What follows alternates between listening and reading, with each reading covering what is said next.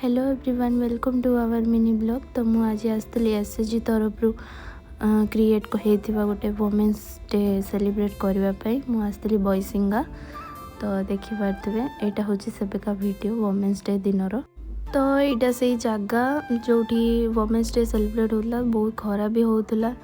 Then आम सब से पहुँची मॉर्निंग रे से बाजी निहाती से 11टा बाजी थी। ये आम पहुँचु पहुँचु आमको गोलाप फूल आउ बेज सब बांटी देते। तापर आम बसी स्टार्ट एवं जाए हो नाला माँ मु बसी।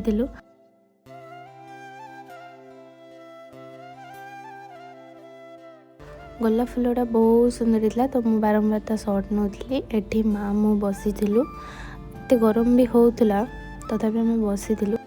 बाय द वे मुझे कही रखुची मोर है गोलाप फूल बहुत पसंद। तो आपण मान को कौ फूल पसंद मत कमेंट निहाती जनइबे।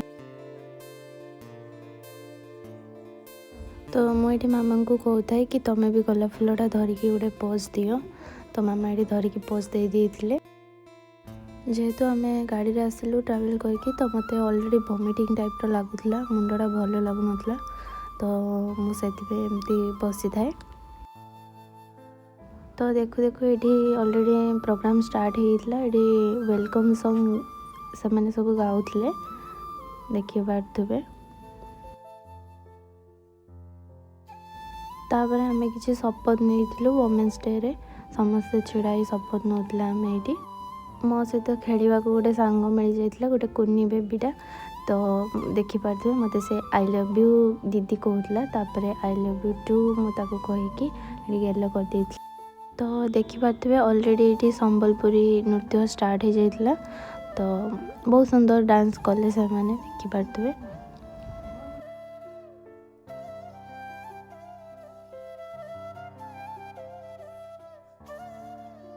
तापर ये जड़े सॉन्ग सिंग करते।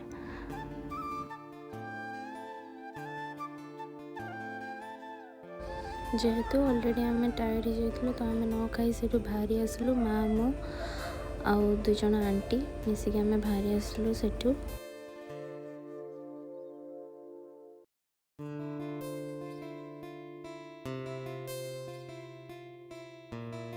सेठू आसु आसु हो जाता 2टा कि 3टा समथिंग। तो आम घर पाख ढाबा को पलि आसलु किसी तरकारी पैक कर घरे जाइए खावाई। देखु देखु मुझे घरे पहुँची। तो आज ये बाय बाय रही। जय जगन्नाथ।